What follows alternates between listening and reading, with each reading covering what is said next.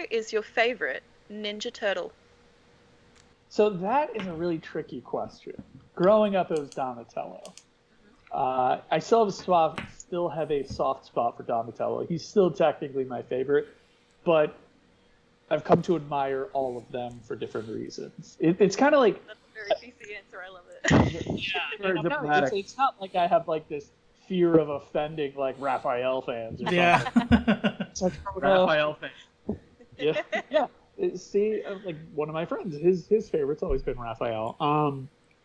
I think I've come to respect all of them for different reasons. You know, on the surface, TMNT seems like this really shallow thing where it's just like, oh, it's ninjas and cool mutants, and that's the only reason people like it, because it's action and cool looking designs, and it's easy to relate with them because they're all one personality, all one color mask, all one kind of weapon.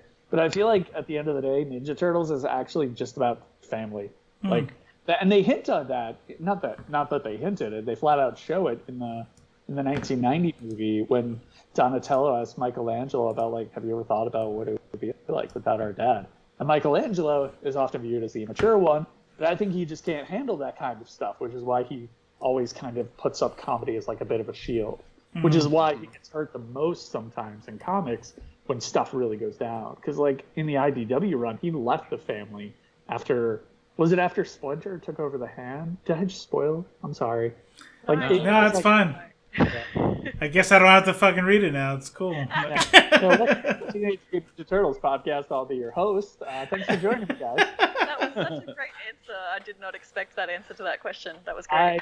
I love the Ninja Turtles. I miss writing about them back when I was press. I met Kevin Eastman once at Comic-Con. It was pretty sweet. He's a really nice guy. Yeah. You had him on the show. Yeah, tell us of that. That was really cool. That's the only reason I'm doing the podcast tonight, is just to be on the same show as Kevin Eastman. Makes sense.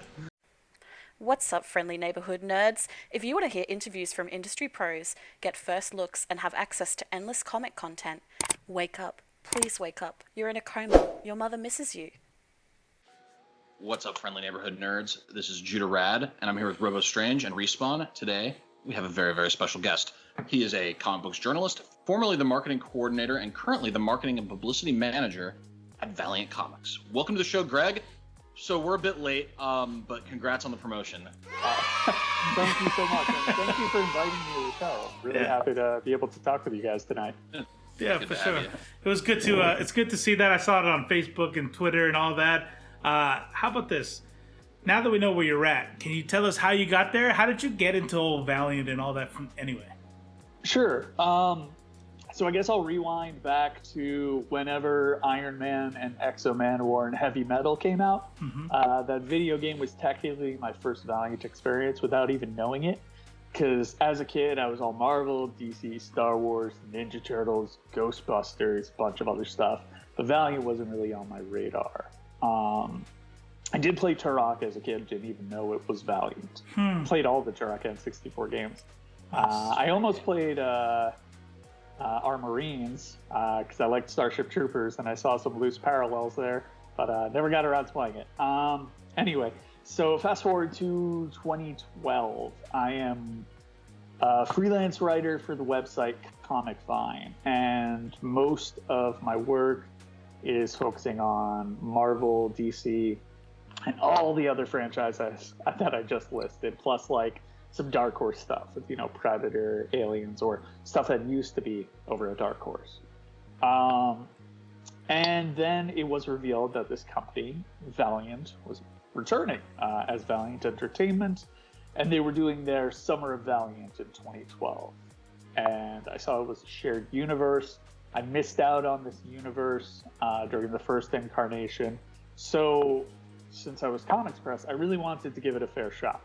I said, okay, I'll pick up Exo Manowar #1. That was the first one that was released. I'll give it a shot, and we'll go from there. So I recall that day going to my local comic shop when I was renting back in North Jersey, going to the local comic shop, picking up Exo Manowar #1, reading it, putting it down, and going, okay, yeah, that was really good. I want more.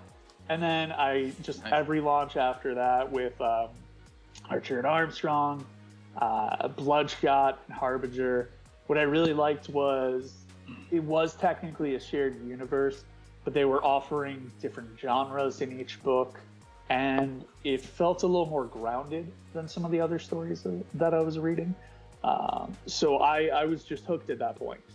And I continued following books in addition to the other people working at Comic Vine, which would be Tony Guerrero and Matt Elfring. We would all talk about Valiant. I would always find ways to promote Valiant because I was sincerely enjoying the stories that I was reading. I had the opportunity to visit the Valiant office multiple times, interview the management back then. I would cover the Valiant panels. I would review the Valiant comics. And I would write editorials about Valiant, and I would try to find ways to introduce fans of the big toot of Valiant. One article I wrote was called Valiant, the Publisher to Watch, but I noticed that whenever I wrote anything that was strictly Valiant focused at the time, the views it would receive, it had a good fan base and it would motivate some people, but it was never really breaking past a certain point. So I said, okay, if I really want to get Valiant to reach new people on Comic Vine, I got to find a way to put Valiant next to Marvel and DC. Get people in the door with like a Spider-Man thing and then hit them in the face with Bloodshot. So I had these segments called like Best Battles in New Comics, where every Friday I would take a look at all the new releases and I would highlight 3 really cool fights that happened in comics. And Exo Manowar and Bloodshot back then were almost always appearing. Ninjak, of course, would appear, and Eternal Warrior. Excuse me. So that was one way to show off these comics to people who maybe weren't motivated to check them out. They would see like, oh, the thing that happened in Uncanny X-Force was really cool. But then what is this? Bloodshot killing a dude with the bone in his arm? What is that? I've never seen anything like that before. Yes. Or Exo Manowar punching a grenade through someone's chest or something. Yeah. Like, what is going on here? I have to read this. And that thankfully started getting some people to check out Valiant. And then I would find other ways. As you can tell, I was very focused on battles. So I also did something called like the Battle of the Week, and does Batman always win? And I would usually try to work in a Valiant character there once every so often. And that would motivate people to research these characters and look into them more. So I'm really proud of the work that I did to try to promote Valiant before I was ever working at Valiant. And as I went on to different jobs, I was the marketing and events manager at Midtown Comics in New York. I always tried my best to push for a Valiant comic signing, but unfortunately, just for one reason or another, it never quite worked out. But despite that, I would still find ways to try to, promote Valiant comics. We would do a weekly Facebook Live tour of the new release wall. Whenever there was a new Valiant release, I always did my best to remind people why they had to read Valiant. And then I wrote for CBR, Screen Rant, IGN, a bunch of other sites. And I think it was for CBR, I was able to get a Bloodshot article out there. Of course, capitalizing on the movie hype and finding a way to try to connect on that. And so I have been a big supporter and a big fan of Valiant since the relaunch in 2012. And just a really passionate fan of Valiant. And when Matthew Klein reached out to me 2 years ago, Matthew Klein is my boss. He's the VP of Sales and Marketing at Valiant. He's also been at Valiant for quite some time through various jobs in the company. When he reached out, letting me know they're looking for a marketing coordinator, I obviously was super excited. So how could I say no to hearing him out and learning more about the job? And to be brutally honest, at that point, I was very careful about what my next full-time job would be, because my career, every single job I've had the opportunity to really be in my element and do something that I love. But before this job, I actually had a full-time job where I was completely out of my element, and no matter how hard I tried, it just never really felt like I was getting in the right groove, and it didn't work out, unfortunately. So because of that, I was very careful about my next step. I wanted to make sure that even though I love Valiant, I don't want to go to the company and do a job where, I'm not the right person for it. And thankfully, that wasn't the case. this job really is all about working with press, finding ways to announce books that hopefully, not only excite fans, but also gain interest of new fans. So all of that is really stuff that I've been doing for years without being on Valiant's payroll. And now I'm just beyond lucky to have the opportunity to work for Valiant and focus on that 100% of the time. And I'm just beyond grateful. And I know it may sound like cliche or cheesy, but not a day goes by that I take it for granted, because I know right now I am part of a certain incarnation of the company.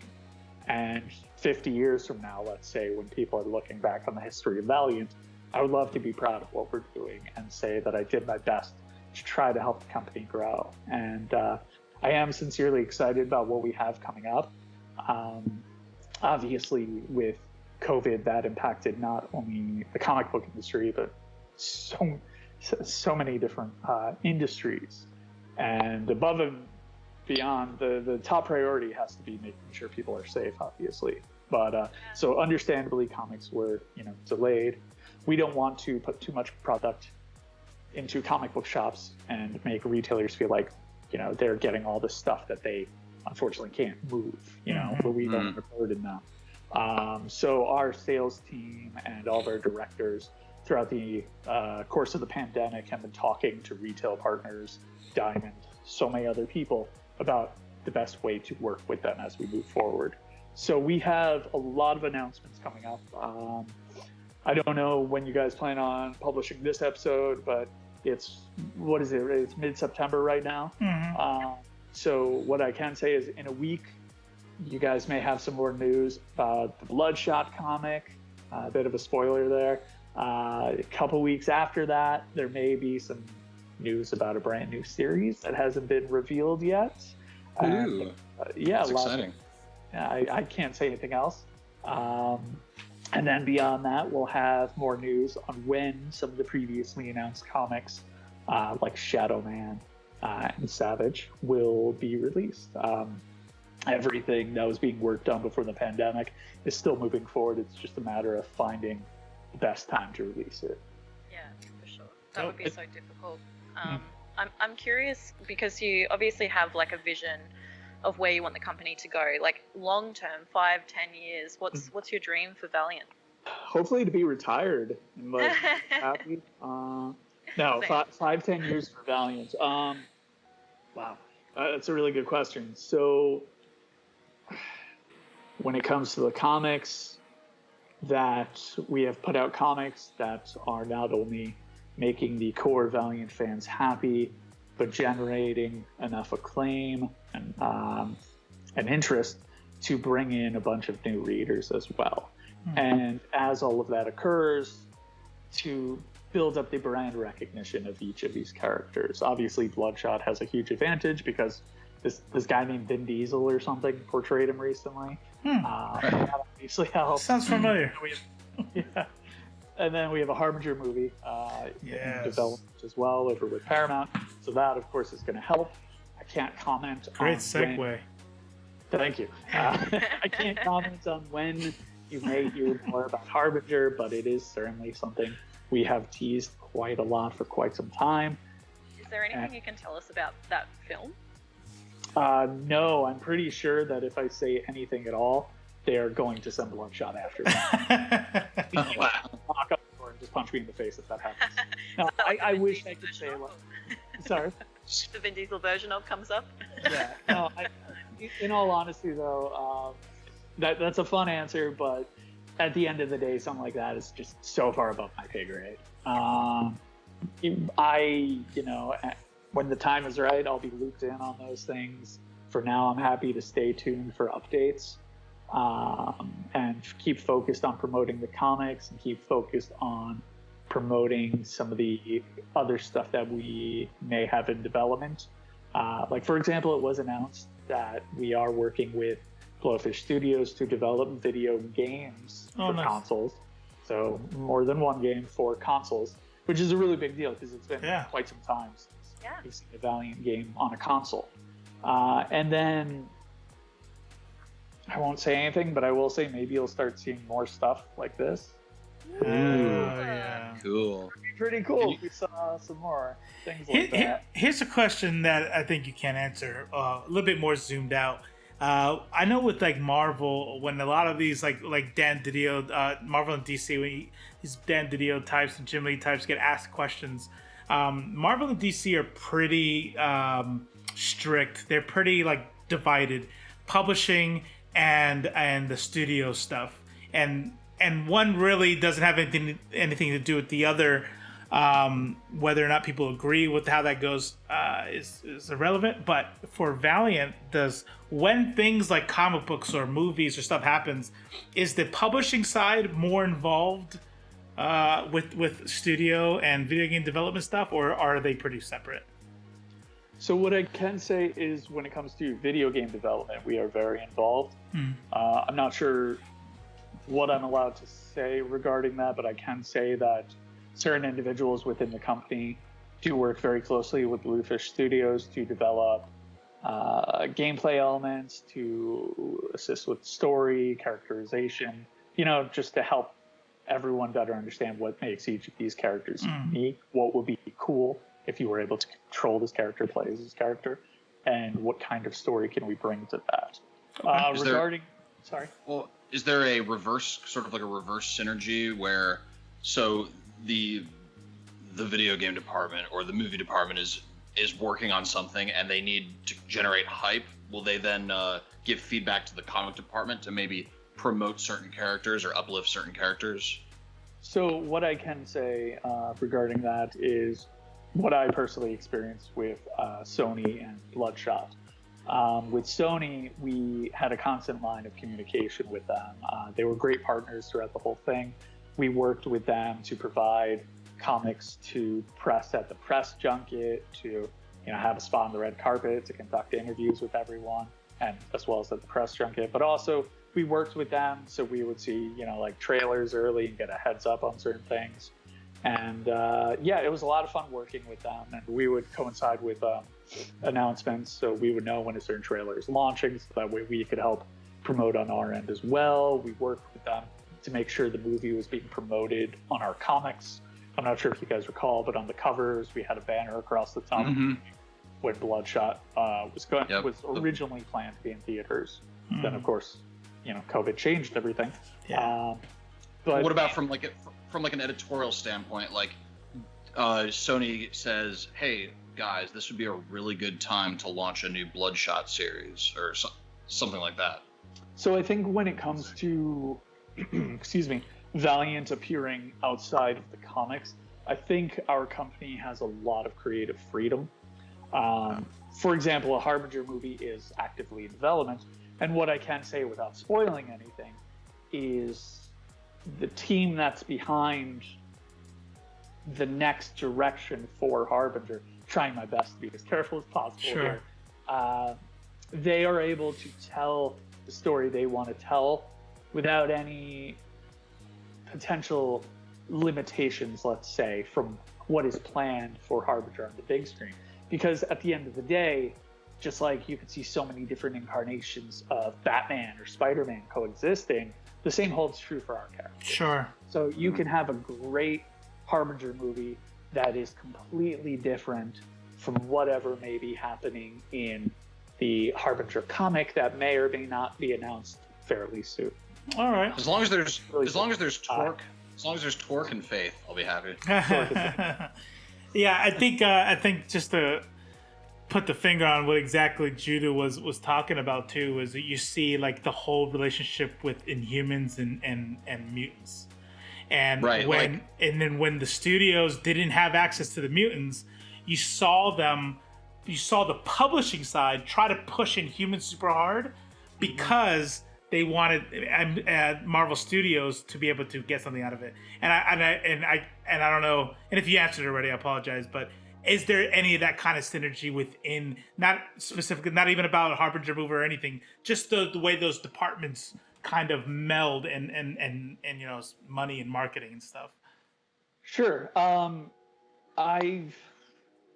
I can't speak to how things may play out one day within our company, as more and more happens with Valiant on the big screen, maybe on streaming services, maybe on TV, wherever Valiant's going to appear. But what I can say is that when it comes to Valiant Entertainment as a publisher and how these characters are being utilized outside of the comics, I do feel like we are given it a lot of creative freedom to essentially do what we want and be trusted that we are putting out the best stories possible with these characters.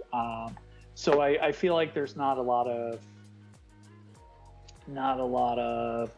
I want to say rules being implemented on how these books need to play out, and that's not to badmouth any company that is doing something like that. There could be some great synergy going on, like a Marvel or DC or another place. But when it comes to Valiant, as far as I know, our editors and the creative team have total creative freedom to tell the kind of story that they want, with the hopes that, maybe one day, if we're allowed to just have fun making comics and make the best comics we can make, maybe one day that could be the inspiration for someone else. That makes sense. Or something That's awesome. else. Yeah. And if it's not, that's okay. As long as it's a great comic, that's all that matters. Right. Because that's the number one objective we have, to make great comics. And then, obviously, it would be hugely beneficial if these characters had more of a presence outside of the comics, because that's how you generate more interest in them. That's right. I don't know about you guys, but for me, as a kid, before I ever saw a comic book, I fell in love with X-Men the animated series, Spider-Man the animated series, Batman the animated series. Yeah, of course. And then I started collecting all the cards and everything in the video games, and I wore the clothing, I had the toys. It's like I did everything, and then the comics were like my last stop. That's awesome. Like the first comic I recall actually buying was Gambit #1. I think it was like in 1992 or 94. I don't recall off the top of my head. It's early 1990s, I believe. So have I done my Mark Hamill Joker impression for you? No, it's fine. It's good. So moving on. No, it's pretty good. I just fucking tired of hearing it. So I'm just kidding. So the sheer volume of the sheer volume of talent, as well as the wealth of incredible characters attached to Valiant, is mind blowing. What's it like to exist behind the curtain and see how sausage is made, especially since once how the sausage is made is the expression. What I say? How the sausage is made? Yeah. You just said it. Okay. Oh, sorry. Usually, when people figure out sausage is made, they don't want to eat sausage anymore. So, what's your story? No, I still want comics after seeing how comics are made. I have more graphic novels or trade paperbacks, technically, that I've ordered and being sent my way soon. No, working behind the scenes has not changed my view of comics or altered how I enjoy reading them. Just like everyone else, I still look forward to, certain new DC comics now on Tuesdays instead of Wednesdays. Nice. I still look forward to certain Marvel comics. I still look forward to certain Image comics. I still love IDW's Ninja Turtles, and there's so much more that I'm still following. So at the end of the day, while I am technically always a representative of Valiant Entertainment, first and foremost, I like to think I'm a fan above anything else. Nice. But I'm also a professional fan, so I have to hold back a lot of secrets, which I'm not going to lie can be a little challenging. I bet. But it's also really fun because I'm legitimately excited about the things that I get to see so far in advance, and the conversations that we get to have about upcoming books and the creative teams we're working with. That helps me in my job because I think, first and foremost, as a fan, what about this is appealing to me? What is the best way we can get that news out there? Is is there a certain outlet that would be the best fit to reveal this, and why? Moving past that, what are some pages we could show? What do I think would resonate most? So we get to have a lot of really fun conversations. No, so it hasn't hindered my view of comics at all. If anything, it's made me love the industry even more. All right. That may sound like a fake answer or whatever, but it's the truth. No, I think that's a really good answer. Sorry. I had to do it. So here's one. So I'm sure you've heard. There's been a lot of comments coming from sort of the peanut gallery, like especially in like Facebook groups and stuff, regarding the state of Valiant since DMG took over the company, and some of them have been sort of negative. What would you say to reassure those fans that seem to have expressed concern? Sure. Well, first and foremost, I want to stress that at the end of the day, if someone is in a Valiant fan group, if they're saying something that's really positive or really negative, I understand it's coming from a place of love and passion for these characters and this universe. And if they aren't a fan of what we're doing, I'm sorry to hear that. And I just continue to hope that they will keep an eye on what Valiant's doing. And, hopefully something is going to win them back over. Hopefully, we'll just have to wait and see. But if Rhi isn't winning people back over, I don't know what would, because amazing. Yeah, no, Rhi seems to be the one book that I'm seeing all different kinds of fans rally behind. The people who are feeling pretty negative about the output, I'm seeing that, they're enjoying Rhi, which is great to see. And it's a brilliant creative team. Not to, dismiss any of the other work we're doing. Everything that we're putting out there, it's because everyone involved in creating it sincerely feels it is a great new direction for that property, and a way to try to introduce it to new people as well, in addition to the people who are already following along. I've been with the company for 2 years, but as I said before, I've been a fan since 2012. I understand where all that passion and energy is coming from. And at the end of the day, if they're not enjoying Valiant, that's unfortunate, but that's their opinion, and they are certainly entitled to that. I'm never going to tell someone they're wrong for not liking something, I certainly feel that way about other comics. I'm not going to say what they are from other publishers. I'm never going to badmouth, it would be unprofessional of me. But I continue to keep an eye on what they're doing just to see, and hopefully, eventually there'll be something that really excites me.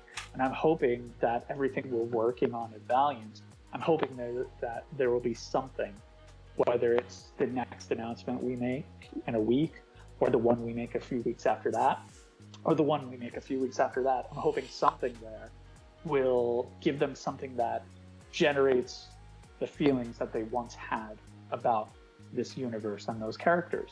It makes them think that, I'm actually excited to pick up this #1 issue or this jumping on point and give it a fair shot. It sounds like you guys are doing, so sort of like what you said towards the beginning about how with each title of Valiant, it's really such a different genre that there really is something for everybody. And it seems like, especially like, Final Witness, Rhi, like Ninjak, the stuff that's coming down the pipeline, it all seems like, again, it's like you're gonna like at least something, no matter who you are, just because of the Life ride. and Death of Toyo Harada. Yeah. So, I would certainly hope so. But again, I'm never gonna, badmouth anyone or tell them they're wrong if they don't like something. But everything that's being developed, we do have a really good diversity of genre coming up. With Bloodshot, Tim Seeley's obviously having a lot of fun. And the latest arc, he has Bloodshot leaping into action against 2 kaiju, which is something I never thought I would see. No matter how you feel about it, you can certainly agree that it's different from what has come before. And that's kind of always the goal, to respect who these characters are, and the essentials about them, but also try to do new things with them instead of just retreading what is already done before. That's always the objective with our editors and the creative teams that they work with. And I do think that there is a lot of legitimate, internally with Valiant HQ, a lot of energy, passion, and excitement about what we are developing right now and what's coming up. What I can say about stuff that has been revealed, Shadow Man, I do think that has a lot of potential, and I'm really hoping some of our biggest critics pick up that first issue. And, I would love to hear their honest thoughts on it. Cullen Bunn is really in his element when it comes to taking Shadow Man in more of a horror direction. There are some really messed up pages that we hadn't revealed yet of John Davis Hunt and Jordi Belair on colors.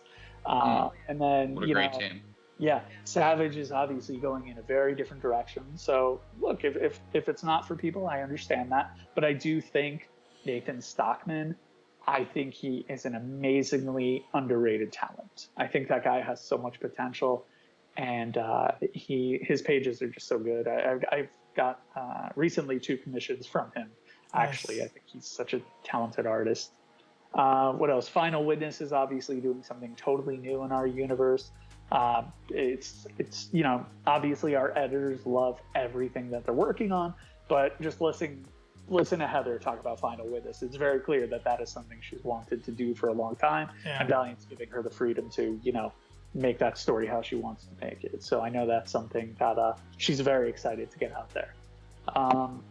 So look, at the end of the day, everyone is entitled to their opinion. I'm never going to hold that against anyone. Just what say, I can say, oh, yes. Go ahead. I'm sorry. Go ahead. No, it's okay. Oh, but what? This is okay. This whole thing's gonna be edited out. It's like it's never happened. Go ahead. The question is going to be, what can you tell fans? And you're just going to cut it together. So I'm saying something like really mean. Yeah, exactly. Really mean or really weird. No, I mean, at the end of the day, everyone is entitled to their opinion. But what I can say is that everyone at Valiant HQ is sincerely excited about what we're doing, and we hope that you guys will continue to keep an eye on the announcements that we're going to put out there. Check out the preview pages, and when those number one issues drop, just to check them out with an open mind. And if you like them, amazing. So happy to hear that. And if you don't, that's okay as well. I no matter what, I would just love to hear from the fans about how they're feeling about everything, because you guys are the ones spending your hard-earned money on the comics. So I always keep an eye out to see what fans are saying. And at the end of the day, there's no way you're ever going to please everyone. But the goal is certainly to put out comics that we can stand behind and be proud of. And I do think that we have quite a few of those coming up, and I do hope that you guys enjoy them. They say that taste is subjective, and you've said multiple times that just because somebody doesn't like our stuff, I'm not going to say you're wrong for that. I just want to let you know that we will. So we'll like, we do that all the time. Like, you like that? That's garbage. What? No. And then the opposite. But that's not regarding Valiant books, right? No. So we have this thing where we do read these reviews, and every review we put out so far has been like, this book is great. And then I realized it's because we're cherry picking all the ones we like. So if you want to sneak peek into books we don't like, just look at our review playlist, and if it's not there, we might have not liked it. But to be fair, with Valiant, like, we've got a mod on the team, Michael, who's well into Valiant, and he was the one that sort of tipped us over end of last year. And every single person that we've gotten into the Valiant universe has never left. They love it. That's amazing. Thank you. I got Robo reading Dice Art Harbinger, and he's nice. So here's a question, not planned, and I know we're about to wrap this up, but this is a real question. I'm not even kidding. Why is this one so much more expensive than this one? I can't answer that off the top of my head because I don't recall. Is there actually a price difference? No. So the cover is fine, but then when you go look for the deluxe version of Volume 2, everyone is charging like $40, $60 more than Volume 1, and I could not wrap my head around it. I mean, I still bought it. Do they both have the same amount of issues featured? I'm also wondering if there's something with the print run. Maybe it's easier to find the Harbinger Deluxe Volume 1, but there's a very limited quantity of Deluxe Volume 2 floating around. So, Robo, if you weren't so determined to get hardcovers, you'd be fine. No, but they look so much better. Yeah. All right, I just thought I'd... No, you know what? I can actually ask my boss about that, see if he has a better answer. But my assumption would have to be just a limited quantity, and more people are looking for it, and people who are willing to sell it realize there's increased demand for it. And there's always going to be a guy like me who gets impatient and just pays for it. So it's it's in your collection. Yeah, that's right. Well, Greg, thank you for agreeing to send us all hardcovers of Harbinger signed by the entire creative team. Oh, of course. Appreciate it. Thank you very much.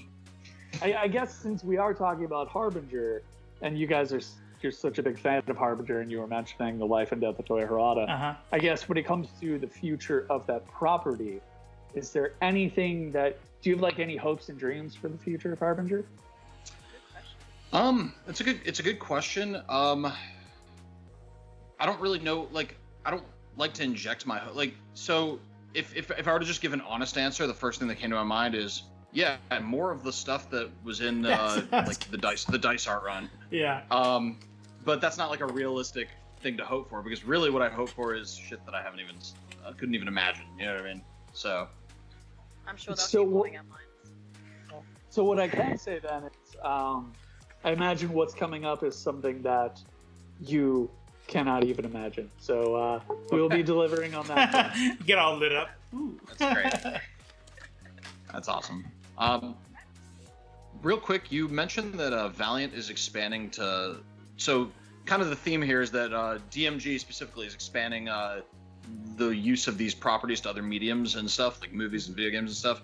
As a multimedia company, can we expect an app in the future, like along the lines of Marvel Unlimited or DC Universe, something like that?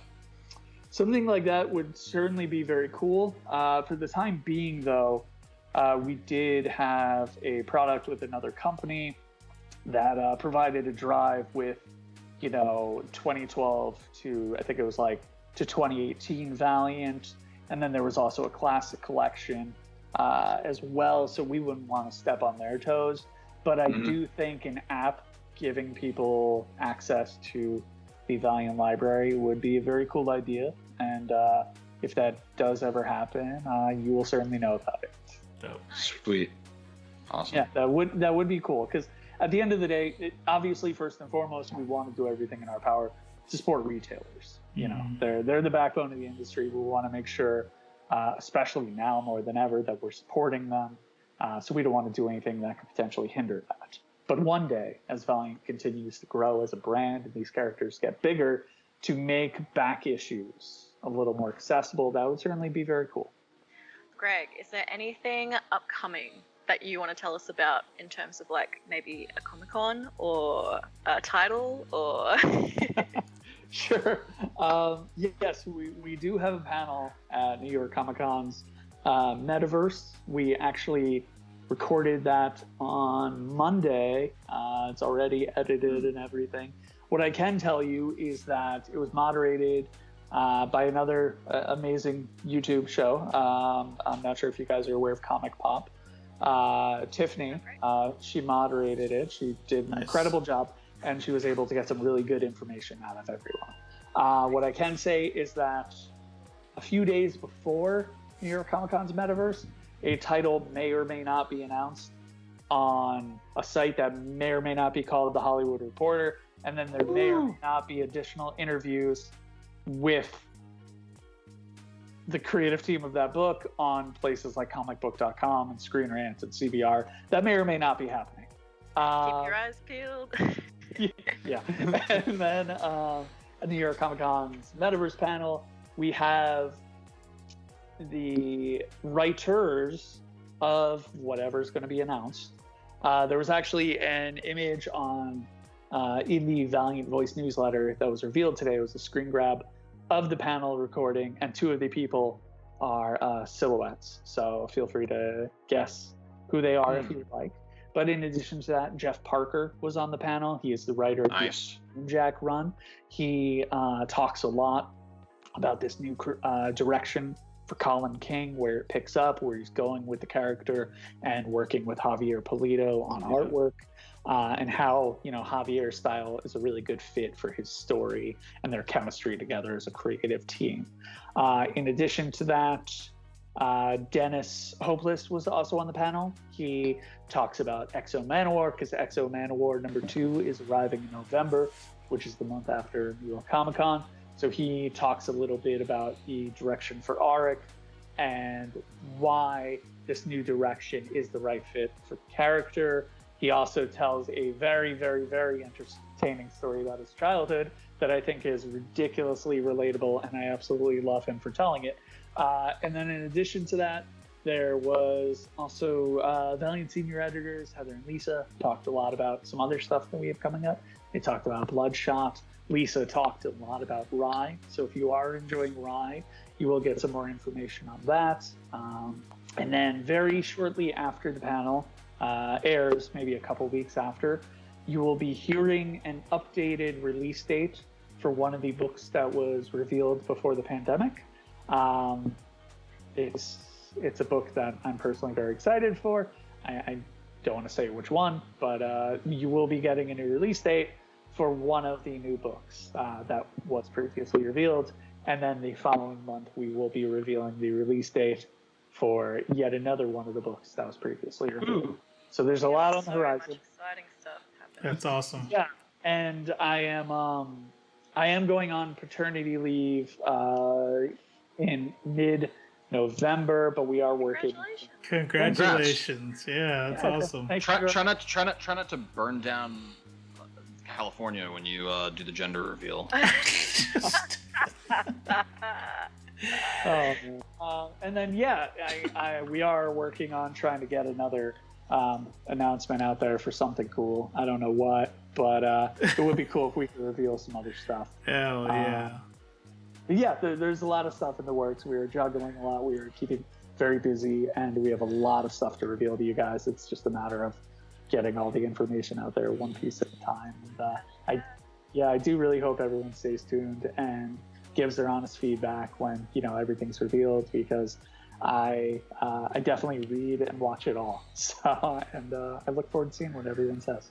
Awesome. Ladies, gentlemen, everybody in between, Marketing and Publicity Manager, Valiant Entertainment, Gregg Katzman, thank you so much for joining us today. Thank you guys for having me. Thank you. Absolutely. I have an important question before you stop recording, though. Sure. Favorite Valiant character and why? Ooh, flipping the tables on us. Nice. I have to go with I'll have to go with EXO. EXO Mano, why? EXO Mano, why? I like it because it's like Space Spartacus, sort of. And I like the concept. I like the fact how he develops, going from like super just hard-headed, like, to more of like the whole world is a community that I'm a part of mentality. So goes on a cool character journey. Cool. I love this flipping the interview script, by the way, and obviously my favorite character is Faith. I'm a plus-size woman, she's a plus-size woman, she's fucking adorable and just like warms my heart. Well, did you have the opportunity to read Faith Taking Flight, the new young adult novel? Okay. Yeah, I haven't yet. I'm excited. Yeah, I'm definitely going to read it. I just love her as a character. I can't wait to see more of her. Yep. Yeah, so she stole mine, so I'll go to the next one, which is Toya Harada. I already like Magneto as it is, so this different bad guy version is like... Is he a bad guy, though? Yeah, 100%, yeah. I don't do that. Judah's about to give you this whole, like, this gray area ethical philosophy thing. I'm like, I just look at the things you do, and when you murder tons of people, I don't really give a fuck what your end goal is. You're a bad guy now. That's fair. Yeah. Did you want to like argue that, Judah? You can if you. I want to know who Greg's favorite is now. Do you have a favorite? Ninjak immediately comes to mind. I love Colin King. I also love Exo Manowar. Ninjak is my personal favorite. That's awesome. What's up? He's been your favorite since 2012. That's when you wrote for Vine, Comic Vine. He was your favorite back then too. Yeah, since he first appeared in Enter Ninjak in Exo Manowar, I thought that was a super cool story arc, just a lot of fun. Yes, it's a traditional hero fights hero before teaming up against the common foe kind of thing. But it was done so well, and I just thought the character was so cool. So every opportunity I had to interview the management over at Valiant and everything, I was like, so when are we getting a Ninjak book? Because a lot of other people were feeling the same way. And thankfully, both runs we've had since then, I think they are just exceptional. And what's coming next is very different, but it's also got a very different story, and it's got a different vibe. So I do hope that everyone, no matter how you feel about what has been revealed, check out the full issue when it comes out, and I do sincerely hope you guys enjoy it and stick around for the second issue. Awesome. And awesome. since you guys are on the list, you will obviously be getting the PDF of the first issue. Hell yeah. Hell yeah. Yes. We already did the outro. Thanks again. Don't forget to wear your mask, wash your hands, and I forgot to think of something funny for Rhi, so I apologize. Rest of the vote. There you go. That's not funny. You're fired. Bye. Peace out, guys. TV. Sometimes we have notable guests, and sometimes it's just us. But we're also cool.